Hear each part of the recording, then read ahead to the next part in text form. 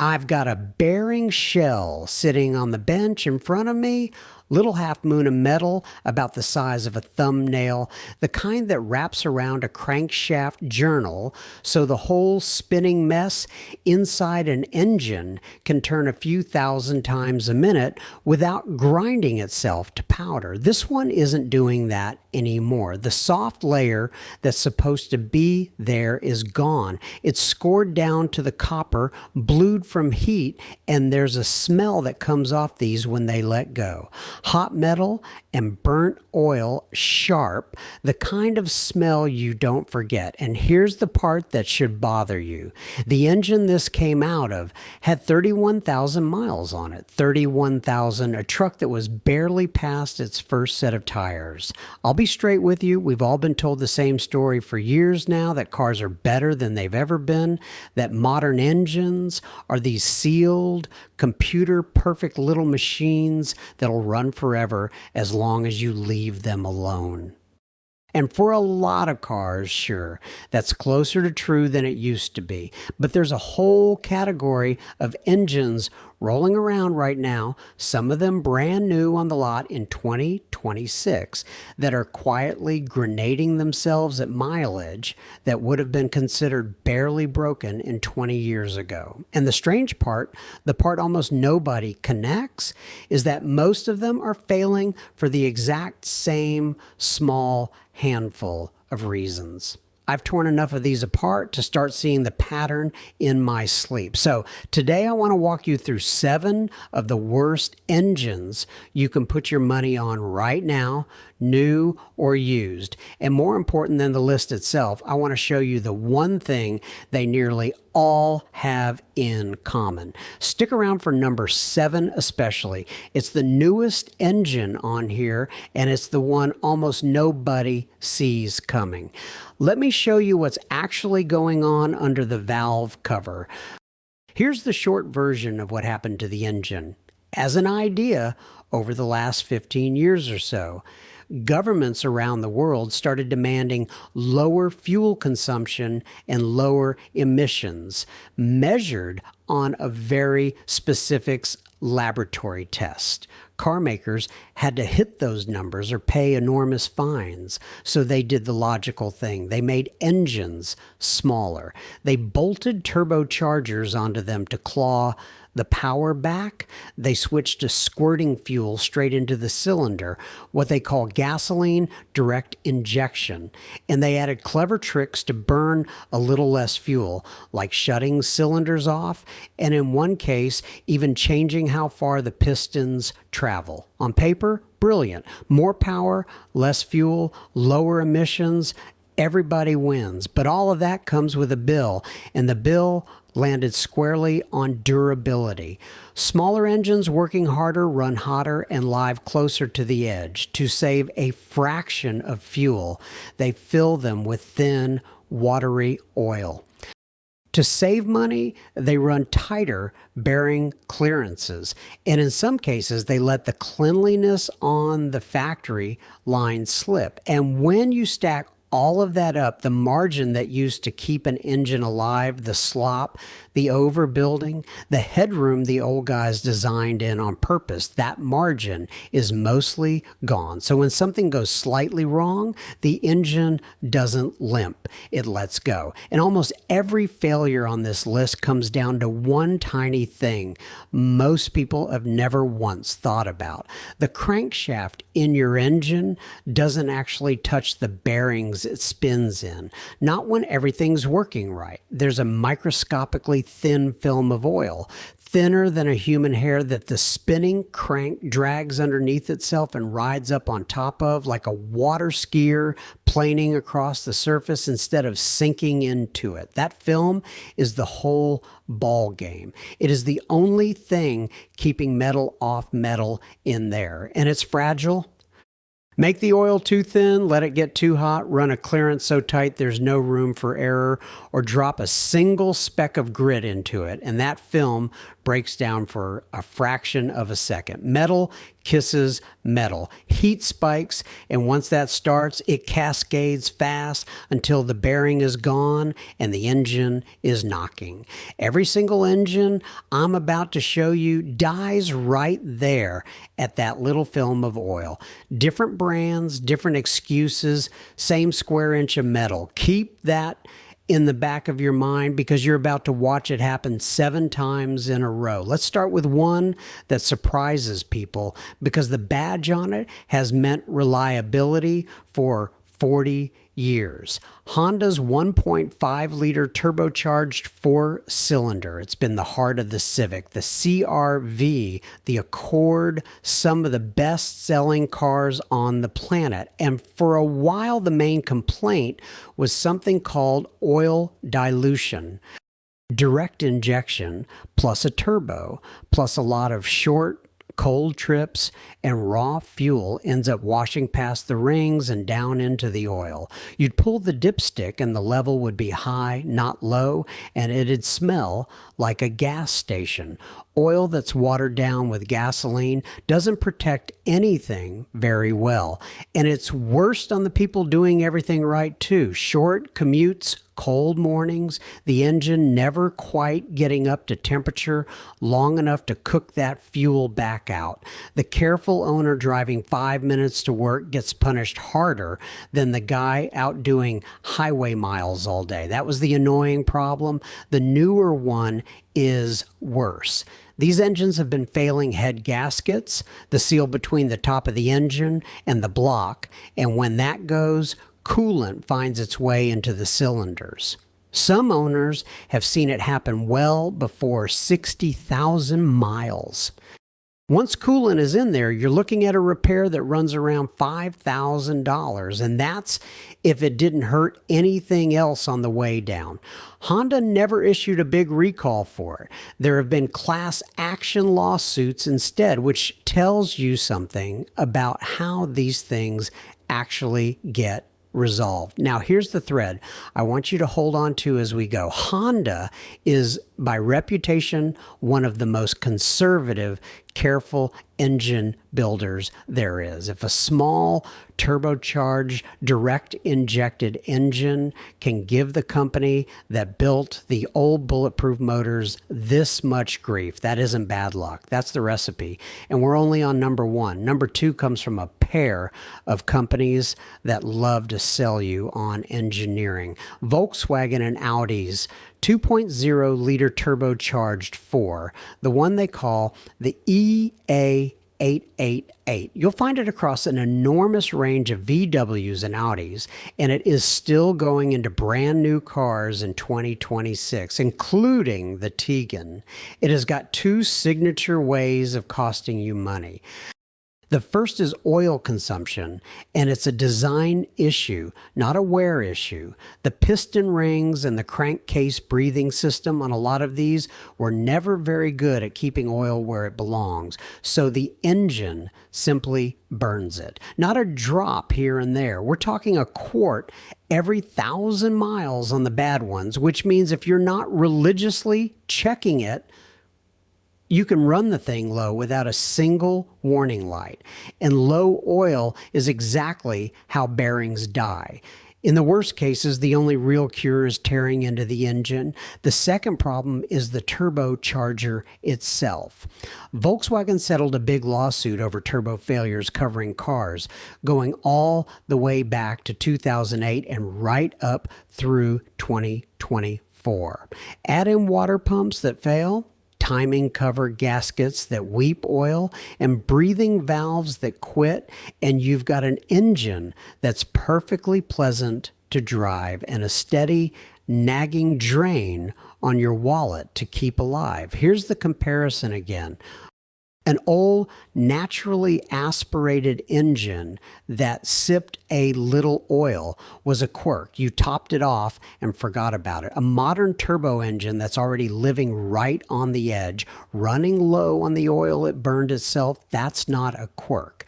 That's a countdown. Number 3 is the one that, as a mechanic, genuinely makes me angry because it didn't have to happen. It's a little 3-cylinder, the 1.2-liter PureTech, built by the group that makes Peugeot, Citroën, Opel, Vauxhall, DS, and these days some Jeeps and Fiats. It's enormous in Europe. It went into millions of cars, and it won Engine of the Year awards 5 years running. On paper, a triumph of the downsizing era. The problem is how they decided to drive the camshafts. Most engines use a timing belt that runs dry out in the open, or they use a chain.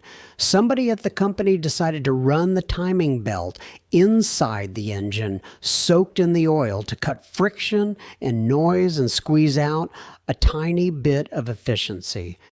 They call it a wet belt. And here's what happens. The oil gets diluted and degraded over time, and it slowly eats that rubber belt from the outside in. The belt starts shedding little particles into the oil. Those particles get pulled toward the oil pump pickup, the strainer that's supposed to feed clean oil to the entire engine, and they clog it. Now you've got an engine starving for oil pressure. And if that belt lets go entirely, the valves and the pistons meet each other and the engine is finished. People have paid 7,000 euros to fix cars that were barely used. Owners started calling it Pudratech, Rot Tech. The company quietly cut the belt change interval almost in half, changed the belt design more than once, extended warranties out to 10 years to calm everybody down, and on the newest version of the engine, they quietly went right back to a chain. Ford did nearly the exact same thing with its little EcoBoost engines and earned itself the same headaches. So think about what happened here. A timing belt is one of the most understood, most solved parts in the entire history of the engine. They took a solved problem, dropped it in the oil to save a few cents and a gram of carbon on a test, and turned it into a way to kill the whole engine. And if you're over in Europe shopping one of these used, here's the trap. The very same model, the same name on the tailgate, might have the bad wet belt or the newer chain, depending only on the year it rolled off the line. You can't tell which one you're looking at from the outside. You have to check the engine code or the build date, and plenty of sellers either don't know or won't say. A 2025 car can still have the belt. So that's one you verify before you hand over a single cent. Number 4 is the one that basically wrote the modern playbook for this kind of failure. Hyundai and Kia's 2.0 and 2.4 liter Theta, 2 direct injection engines in a long list of Sonatas, Optimas, Santa Fe's, and Sportages going back through the 2010s. If you've ever shopped used in that price range, you have sat in one. Here's the mechanism, and I want you to really remember the words because you are going to hear them again before this video is over. When they machined the crankshaft at the factory, metal debris got left behind in the oil passages, the little drilled galleries that carry oil to the bearings, and the surface of the crank journals came out rougher than it should have been. That debris and that roughness choked the oil getting to the connecting rod bearings. The bearings overheat, they wear, and then they start knocking. Ignore that knock and the rod can punch right through the side of the block. And in a lot of these cars, it didn't just stop, it caught fire, sitting in driveways and sometimes while people were driving. This turned into one of the biggest engine scandals in history. Hyundai and Kia recalled millions of vehicles. They paid a $210 million penalty to U.S. safety regulators for being too slow about it after a former engineer actually blew the whistle on them. And they settled with owners in a deal valued past $1 billion that included a 15-year, 150,000-mile warranty on the engine and a software patch that listens to the knock sensor. Now hold on to that explanation. Debris left are in the crankshaft's oil passages from the factory machining, because we are going to run straight into it again from a company you would never in a million years expect. Number 5 is for everybody who believes a big, simple American V8 is automatically safe. General Motors 6.2-liter V8, the one they call the L87, in the Silverado and Sierra 1500s and the big Tahoes, Suburbans, Yukons, and Escalades, same family of trouble, different brand. GM's own engine teardowns found 2 root causes, and they should sound familiar by now: debris and sediment on the connecting rods and in the crankshaft oil galleries, and crankshafts that were machined out of spec, wrong dimensions, wrong surface finish. The result is rod bearings that fail and an engine that can seize with no warning at all. Some of these let go with barely 1,000 miles on the clock. GM recalled around 600,000 trucks and SUVs in the United States over it. And here's where it gets almost funny, if it weren't your money on the line. For a lot of those trucks, GM's so-called fix was to inspect the engine, and if it looked okay, just put thicker oil in it, switching from a thin OW20 to a heavier OW40, and send you on your way. Owners then turned right back around and reported engines failing after that fix. So the Federal Safety Agency opened a brand new investigation in 2026 just to ask whether GM's repair actually repairs anything. There's a giant class action lawsuit riding along with it too, and here's the quiet irony buried in that thicker oil fix. The whole reason these engines run that thin OW20 in the first place is fuel economy, the exact number every bit of this was chasing. So the patch for the problem makes the engine drink a little more fuel, which is the one thing it was all designed to avoid. They engineered the durability out to gain the economy, and now they're spending the economy back trying to buy a little durability. And that's before we even get to the other GM party trick, cylinder deactivation, where the engine shuts off half its cylinders to save fuel, and the little parts that make that happen, the lifters, collapse and wipe out the camshaft.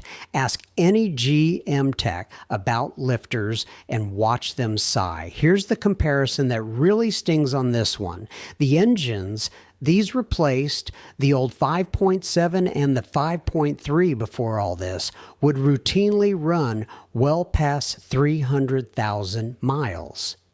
They took a stout, honest V8 and complicated it to chase a fuel economy score, and now they're handing out replacement engines under warranty. Number 6 is the one that genuinely hurts to say out loud, because this is the company that built its entire name on engines that simply do not die. Toyota, specifically the non-hybrid 3.4-liter twin-turbo V6, the V35A in the current Tundra, the Sequoia, and a handful of Lexus trucks like the LX and the GX. For decades, Toyota's answer in that truck was a big, lazy, naturally aspirated V8, the kind of engine that did 300,000 miles delivering newspapers and never complained once. To hit modern targets, they replaced it with this smaller, harder working twin Turbo 6. More power, better numbers on paper, and then the engines started failing, knocking, running rough, dying on the side of the road, some of them under 40,000 miles. And Toyota's explanation? I told you you'd hear it again. Machining debris left inside the engine during manufacturing, getting into the bearings. Toyota has recalled somewhere around 270,000 of these, and they've been replacing the engines outright. They've swapped tens of thousands of them so far. But here's the detail that tells you the real story. An independent tear-down specialist got his hands on one of these failed engines, a truck with just 38,000 miles, and pulled it apart on camera. The main bearings down at the very bottom of the crankshaft were destroyed, but the connecting rod bearings, which are fed by the very same oil through the very same passages, were clean. And his point, which is a good one, was this: if loose debris floating around in the oil were really the cause, how does it know to wreck the mains and leave the rods perfect? That's the kind of thing that makes you wonder if the official story is the whole story. Either way, sit with this for a second. The most reliable brand on earth is handing out new engines for trucks that aren't even broken in yet. Let that settle before we get to the last one. Which brings us to number 7, the newest engine on this entire list. And to me, the single clearest picture of where all of this is heading. Nissan's 1.5-liter VC turbo, a turbocharged 3-cylinder in the Rogue, which is their best-selling vehicle, sold as the X-Trail in much of the world. There's a 2-liter 4-cylinder version too in the Altima, and a couple of Infinitus. Nissan marketed this as the world's first production variable compression engine. And honestly, the engineering is clever. Instead of the pistons traveling the same distance every single time, the way they do in every normal engine, there's an extra set of links and an arm down at the crankshaft that physically changes how high the pistons come up. It changes the compression ratio on the fly to balance power and efficiency. It's the kind of thing engineers dream about pulling off. It is also a whole lot of extra moving parts and extra bearings down in the hardest working part of the engine, and it's failing. Under hard use, the oil temperature climbs, the thin oil breaks down, the lubrication drops off, and the bearings, including the ones on those special variable compression links, seize. When that happens, the engine can lock up while you're driving. And in the worst case, a bearing failure breaks the block open and dumps hot oil right where it can catch fire. Nissan has now recalled this engine in waves. First around 440,000 vehicles, then hundreds of thousands, more Rogues in early 2026, north of 600,000 of them all told. The fix starts with a software update and an inspection, and if they find metal sitting in the oil pan, you're getting a complete new engine, which is a 15-hour job. And this is the punchline of the whole list. They added a brilliant, complicated mechanism to shave a little fuel, and the brilliant, complicated mechanism is exactly the thing that's grenading. That's not a bug in the idea. That's the idea finding its limits. So step back with me for a minute, because 7 engines from 7 different companies, Honda, Volkswagen, the Peugeot Group, Hyundai, and Kia, GM, Toyota, and Nissan, all landing in the same ditch. That is not a coincidence. That's a pattern. Look at just one piece of it. The same exact explanation: metal debris left in the crankshaft from the factory machining came out of Hyundai, then out of General Motors, then out of Toyota, 3 of the biggest car makers alive. 3 engines that have nothing whatsoever to do with each other, and the identical root cause given for all of them. When 3 separate giants all leave grit in the crankshaft, that's not 3 unlucky accidents. That's an industry that quietly decided spotless was too expensive. And it's worth being honest about what's actually behind it. It is not one cartoon villain. There's no engineer sitting in a back room laughing about selling you a bad engine. What there is instead is a set of pressures that all push in the same direction. The rules reward an engine that scores well on one very specific fuel and emissions test. So every company on earth chases that score. Smaller engines, turbos, direct injection, cylinders that shut off, pistons that change their stroke. And the accountants reward whatever is cheapest to build, so the oil gets thinner, the tolerances get tighter, the bearing clearances shrink, and the cleanliness on the factory line, the boring, expensive job of making absolutely sure no metal grit gets left behind in the crankshaft, that slips, because nobody upstairs gets a bonus for a spotless oil gallery. And here's the part that should actually bother you: the quiet money in it. When one of these engines fails, the answer is almost never "let's understand it" and replace the worn part. It's swap the whole sealed unit. These engines are built to be replaced, not rebuilt. The warranty extensions that are supposed to protect you usually come with fine print saying you had to have everything serviced at the dealer on their schedule with their paperwork. And when a real repair would be expensive, the first fix offered is so often the cheap one: thicker oil, a software flash, a microphone listening for a knock, the patch that protects the company's balance sheet a little more than it protects you. There's no money in building an engine so honest that it lasts 20 years, and you can fix it yourself in the driveway. There is a great deal of money in a complicated one that fails just often enough that only the dealer can touch, and that gets quietly swapped out under a warranty they're betting most people won't use correctly. That's not a conspiracy. It's just where all the incentives happen to point, and what got lost in all of it is something I think is worth a lot more than a fuel economy number. The old engines weren't better because the old engineers were smarter than today's. Today's engineers are genuinely brilliant. The old engines were better because the people building them were allowed to be honest.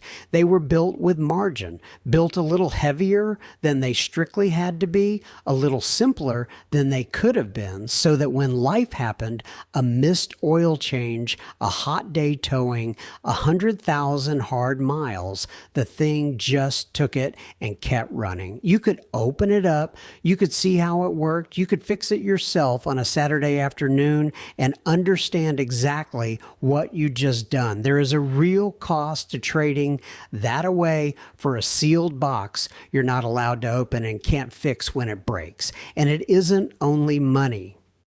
It's a kind of self-reliance, a relationship with your own machine that quietly disappears the day the only acceptable repair becomes, bring it to us, we'll handle it. A good engine should be honest with you. A lot of these just aren't. And once you can actually see that, you can't unsee it, and you start shopping a little differently. So here's what I actually want you to do with all of this. First, the list, quick so it sticks. Honda's 1.5 turbo, oil dilution and head gaskets. Volkswagen and Audi's 2.0 EA888 burns oil and eats turbos. The 1.2 PureTech and the little Ford EcoBoost, the wet belt that rots itself and starves the engine. Hyundai and Kia's Theta II, debris in the crank, knock and fire. GM's 6.2 L87, rod bearings and a fix that may not actually fix anything, plus the cylinder deactivation lifter mess. Toyota's 3.4 twin turbo V6, the same debris story from the very last brand you'd expect. And Nissan's VC Turbo, the clever variable compression engine that's grenading on its own cleverness. Now, the practical part, if you're out buying, the safest move is almost always the simpler, older, proven powertrain. A naturally aspirated engine with a long track record beats the newest downsized turbo nearly every time. If you already own one of these or you go and buy one anyway, do three things. Change the oil more often than the manual tells you to, and use the exact grade the engine calls for, because thin oil and stretched out intervals are how most of these die. Learn the early warning signs: cold, a knock on a cold start, a ticking that wasn't there last month, the oil level dropping or rising, a sweet smell of coolant, a check engine, or an oil pressure light. And do not, under any circumstances, drive through a knock, because that is the cheap repair turning into the expensive one in real time. Last thing, before you buy anything, run the VIN through the manufacturer's recall site and find out whether it's covered and whether the work has actually been done. Picture it for a second. You're standing on a lot. The salesman is leaning hard on the newest turbocharged thing, all the right numbers printed on the window sticker. And instead of being impressed, you ask the one question that actually matters. What's this engine's history? And is it one of the ones that eats itself? That right there is worth more than any brochure they'll ever hand you. I want to hear from you on this one, because you have seen things I haven't. Tell me down in the comments what you're driving and where in the world you are, because some of these engines are everywhere in Europe and almost unheard of in the States, and a few of them run the other way around.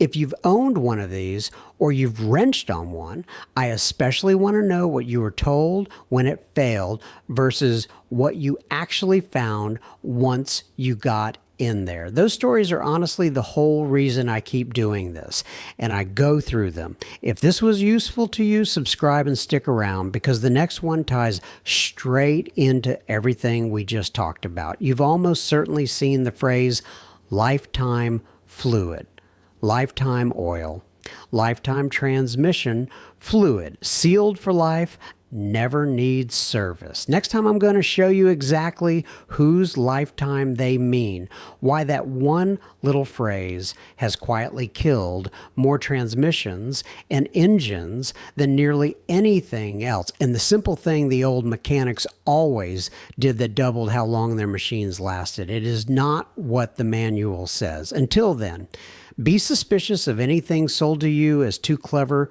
to question. Go check your oil this week and trust the engine that's honest enough to let you understand it.